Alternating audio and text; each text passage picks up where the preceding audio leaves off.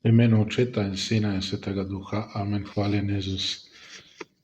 Danes, dragi verniki, praznujemo 22. nedeljo po Binkoštih in že krepko premišljujemo o večnosti, o poslednjih človekovih rečeh, kakor se pravzaprav tudi spodobi ob bližini meseca novembra, ko še bolj premišljujemo o človekovi poslednji usodi.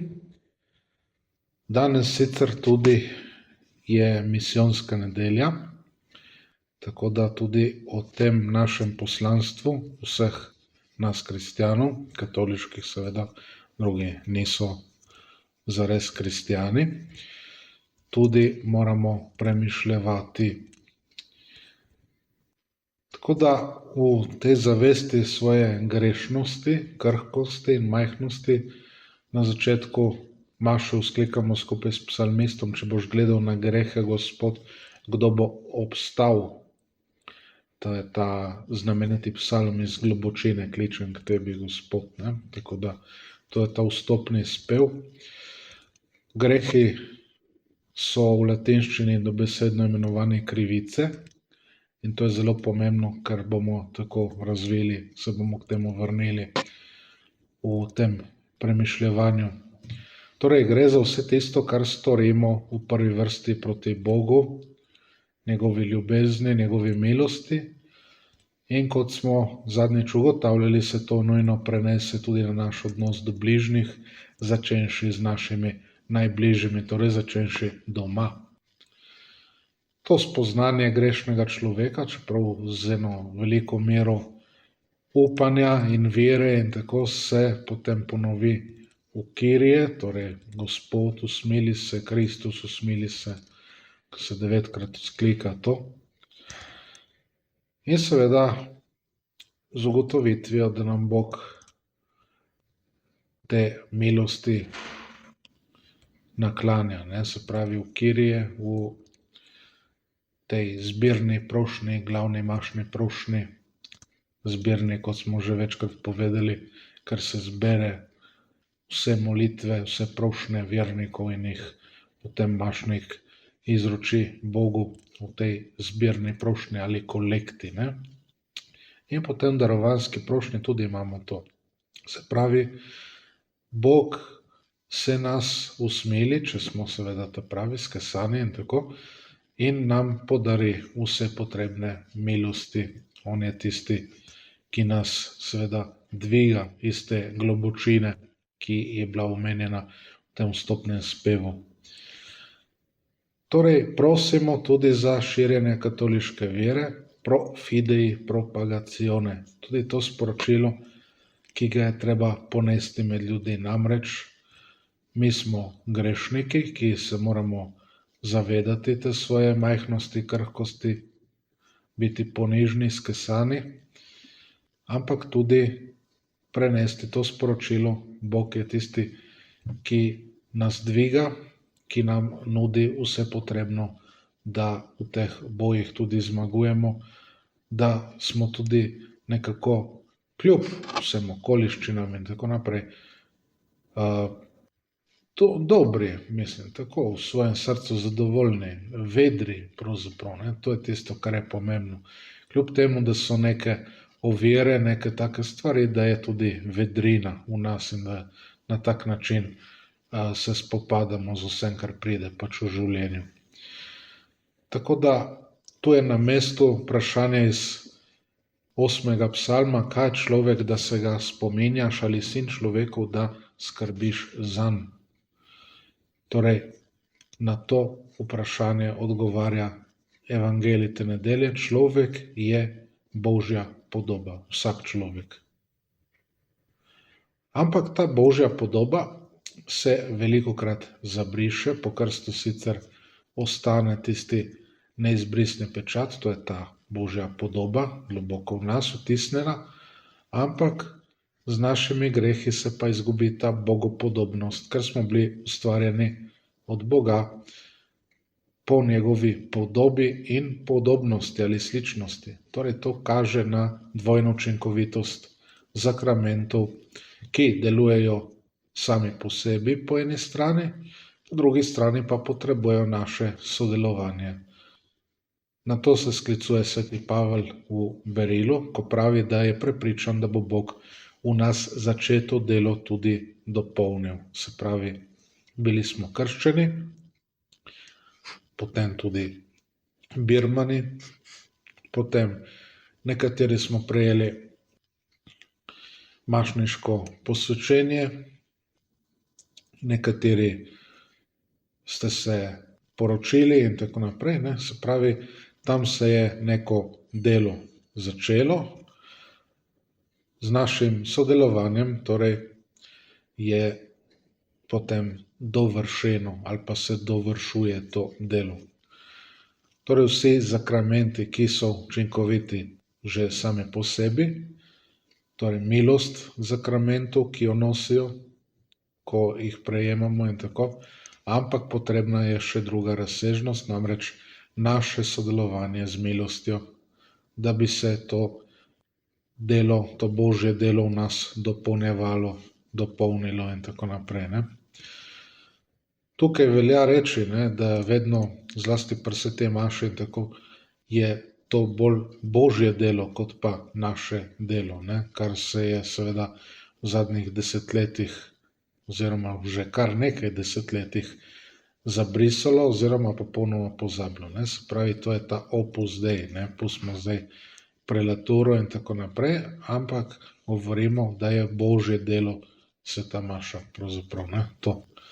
Mi smo tam kot Božji služabniki, bolj kot sodelujemo z milostjo, bolj se to dopolnjuje v nas. Zato je tukaj pomembno, da pravilno razumemo Gospodovo vprašanje glede podobe na kovancu, na denarju. Ker bi sicer v življenju vse narobe razumeli, ne gre namreč samo za vprašanje vidne podobe, za katero vsakdo ve, čigava je tista na kovancu, tudi piše pravzaprav. Gre za vprašanje presežnosti, za presežno vprašanje. Se pravi, če gledamo presežno, čigava je ta podoba. Zato je na kovancu pravzaprav Božja podoba. Mnogi bi danes ločili, ne samo razločili. Ne gre samo za zmoto moderne države, ki loči cerkev od države, namesto da bi to razločevala, ampak hoče ločiti, da nimata nič skupnega. Gre bolj za težavo sodobnega človeka, tudi kristjana, katoličana, ki radikalno loči Boga od človeka. Torej ta naturalizem, ki je naredil veliko škode. Se pravi, ljudje bežno sicer verujemo v obstoj Boga, smo na nek način o tem prepričani celo, ampak smo prepričani tudi nekaj drugega potem, da ko je Bog nekoč. Torej smo prepričani, da potem, ko je Bog nekoč sprožil proces, po katerem je vse nastalo, kar je nastalega, bomo rekli tako, o tem smo že nekaj govorili, tudi mi seveda, da nima nič več opraviti z nami, z našim življenjem, s svetom in tako naprej. Življenju sveta, državi tudi, bomo rekli, družbi, ljudeh samih, ni pričujoč, ni navzoč Bog. Ne deluje. Torej, iz njega ne izhaja nič in se k njemu nič ne vrača. Iz njega nihče ne izhaja in se k njemu nihče ne vrača.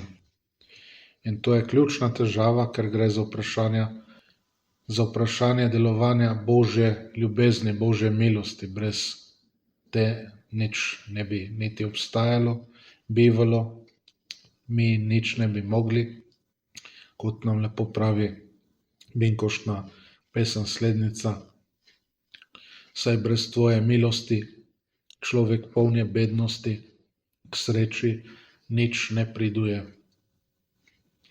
Tako človek sebe postavlja za cesarja in kralja, bi rekli K und K, se pravi Kaiser und König svojega življenja, spravi postavljate svojo podobo na kovanec, pravi, da se vse začne in konča tam. Se pravi, jaz postavim svojo podobo na kovanec, vse se začne in konča pri meni, pri moji podobi, ki, kot bomo zdaj videli, mora biti čim bolj v redu, ne. Se pravi, kakor naj cesarjeva oblast in vse drugo, kar je in kar ima, naj ne bi izhajalo od Boga, čigar podoba je, kot smo rekli, v resnici cesar, ne, kot vsak človek. Podobno tudi razmišljamo mi ljudje, žal tudi kristjani. Torej, človek je le Božja podoba, to moramo reči. Ne gre še za tako pomembnega človeka, kot je cesar recimo, ali pa je bil cesar. Gre mu tisto in toliko, kolikor mu pač gre, kolikor smo mu ljudje dolžni, ne. Bog pa seveda nikomur ni nič dolžan, ne.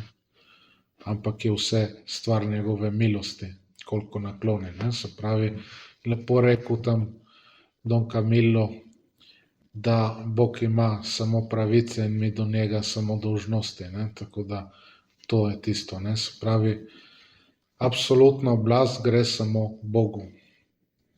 Njemu gre absolutna poslušnost, pokorščina, ostalemu gre vse to relativno, ne, odvisno, torej, tako, ne. Človek ni nikoli neodvisen oziroma ni popolnoma neodvisen, pa če si to še tako domišlja. Ni neodvisen od Boga, ni neodvisen od ljudi, ima določeno svobodo, ampak ta svoboda ni absolutna, je relativna, ima svoje meje, svoje okvire. In zaradi tega napačnega razumevanja, ki nam je sicer bilo vsiljeno v teh zadnjih stoletjih, ampak ga mi preveč nekritično sprejemamo, smo mi naredili iz civilizacije dolžnosti civilizacijo pravic. Torej smo prešli iz ene v drugo. Ampak te pravice niso prave pravice, so pravzaprav krivice. In tukaj se sklene krog, ne. Smo rekli, začetni spev pri sveti maši, Boga prosimo, naj ne gleda na krivice. Torej, Boga te od človeka izmišljene pravice prav nič ne zanimajo, ne. Tako bi lahko malo naobrnili, če smemo tako reči, upam, da smemo, ne. Tako da to. Torej, če se trudimo izpolnjevati svoje stanovske dolžnosti do Boga in bližnjega, po možnosti z eno radostjo, vedrino, ljubeznijo, potem nam Bog da še precej večje pravice od tistih človekovih pravic in tako naprej, ne.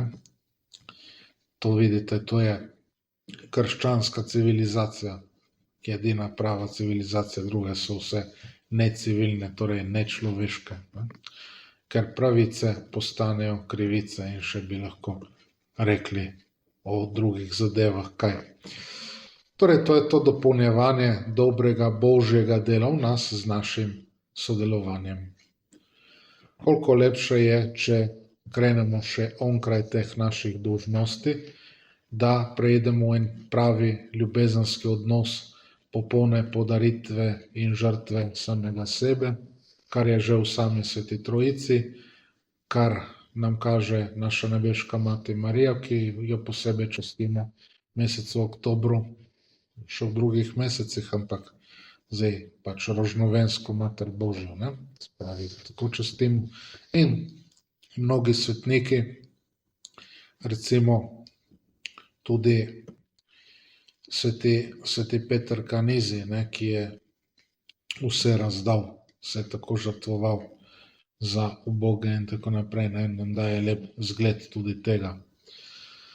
Zdaj, mi smo poklicani posebej, ne, če je misijonska nedelja, da širimo ta evangelij, to vero, to besedo o Božji ljubezni, Božji milosti, ki pa seveda mora naleteti na dobro zorano, zrakljano in tako zemljo pri nas, v naših srcih, da bi nekaj naredila. Tako da moramo se zavedati, da pravzaprav 18% sveta nekje je katoličanov, vsi ostali niso. V Afriki je celo 17% samo katoličanov, ostali niso. Zdaj, ali so krive krščanske vere, torej se morajo vrniti v Kristusovo cerkev, ali so, kot se temu reče z eno besedo, pogani, ker pripadajo pač drugim religijam, drugim verstam. Koliko je tudi takih, ki so samo na papirju katoličani, pa v resnici tega ne živijo. To so spet tiste številke, ki nam govorijo. Recimo danes sem zasledil, da so imeli diakonska posvečenja v ljubljanski nadškofiji in prav to statistika govori recimo za Evropo, za tako imenovani Zahod z veliko začetnico, da edina številka, ki se dviga, so ti stalni diakoni in te zadeve. Ampak kaj ti pomagajo stalni diakoni? Da so tistih par let pred penzijo diakoni in tako dalje, ker očitno za drugo itak niso zadosti dobri. Da moramo vzpostaviti pa v tej smeri neka vrsta klerikalizem, ko pa vse druge številke padajo, strmo padajo pravzaprav. Tako da to malo. Mi moramo biti misijonski v smislu, da oznanjamo, začenši pri sebi, začenši doma in da se potem ta zadeva širi, to pravo krščansko vero, to pravo razumevanje, krščansko razumevanje, ta pravi krščanski nauk in vse te stvari. Tako da tudi prave zakramente, pravo svetomašo in tako dalje. Vse te stvari moramo širiti, tudi vsi, vsak v svojem okolju, začenši doma, potem v službi, potem kjerkoli se gibamo in tako naprej. Temu smo poklicani. To je tisto misijonsko. Pa bo rekel kdo, ja, nimam prav velike želje po tem. Ampak tukaj je treba uskladiti želje s potrebami. Potrebe cerkve so tukaj, potrebe Boga in cerkve. Tudi nadškof Lefevre, on ni mislil, da bo šel v misijone. Najprej je mislil, da bo župnik tam v škofiji Lil, kjer je živel, kjer je pripadal in tako naprej. Potem so ga dali tam za nekega župnijskega kaplana in tako dalje, ki mu je bilo itak povedano, da naj nekaj dosti pričakuje. Potem pa je bil poklican s strani svojega brata, da bi šel v Afriko, ker potrebe so pač velike bile in so rekli, da tukaj potrebujemo. Tukaj je premalo duhovnikov in tako naprej in še vedno to velja pravzaprav. Če vidimo, kakšne množice so to, procenti so pravzaprav enaki, kot so pri nas, ampak so precej večje številke. Če živi tam 1,5 milijarde približno ljudi, potem 17% in tako rata malo več kot kar v Evropi. Tako da 18% v Evropi in na Zahodu. Tako da to smo poklicani malo bolj, te zadeve. Torej tudi to oznanjati, da bi imeli ta pravi ljubezenski odnos, podarjanja, žrtve in tako naprej. Vse te zadeve. Ampak mi smo raje podobni farizejem, sklepamo čudne, podle kupčije, kompromise in tako, da bi dosegli neke svoje cilje, ki ponavadi niso preveč plemeniti. Mi imamo raje neko udobje, da se ne preveč zahteva od nas in tako. da mi naredimo tisto malo, kar smo poklicani narediti in nič več od tega, ne, se ne smemo pretegniti pohvarje, ne, tako da vse te zadeve. Mi ne želimo rešiti svoje duše, duše bližnjih in tako, ki so nam dani v življenju, želimo rešiti svoje človeško, svoje zemeljsko življenje, vse, kar zadeva to življenje, torej vse to stranske stvari, ne, se pravi, vse ima nek rok trajanja oziroma se ne da nesti na drugi svet s sabo, ampak mi se zavzemamo lih za to. Torej, namesto da bi gledali, kako bi svojo dušo in duše teh, ki so nam zaupani, in še katere druge duše, ki bi jih lahko pomagali rešiti za večnost in tako, tega ne delamo, no. Raje nekako smo komot, bi rekli. Torej, to udobje, pogubno pravzaprav. Gre tudi za, kot smo rekli, da se bomo vrnili k temu, da razvijemo malo ohranitev navzven tiste lepe, dostojne svoje lastne podobe, ne. Ampak ta podoba ni in ne želi biti Božja podoba. Farizeji so torej poslali vprašati Gospoda druge ljudi, zato da bi ohranili to svojo spodobnost, ne, ta domnevni ugled, status, dostojanstvo in tako, ne. Podobno tudi mi danes. Današnji človek, žal tudi kristjan, dela, ne. In do vsega tega pravzaprav pripelje to ločevanje in zanikanje tega, da smo vsi ljudje nazadnje Božja podoba. In to podobo je treba uresničiti, osvetliti. Edino tako bodo mogli tudi drugi ljudje spoznati Boga in ga častiti. Tako nam je rekel Gospod, tako naj sveti vaša luč pred ljudmi, da bodo spoznali nebeškega Očeta in ga vzljubili, ne, vsi. Torej, toliko o tem, v imenu Očeta in Sina in Svetega Duha. Amen. Hvala Jezus.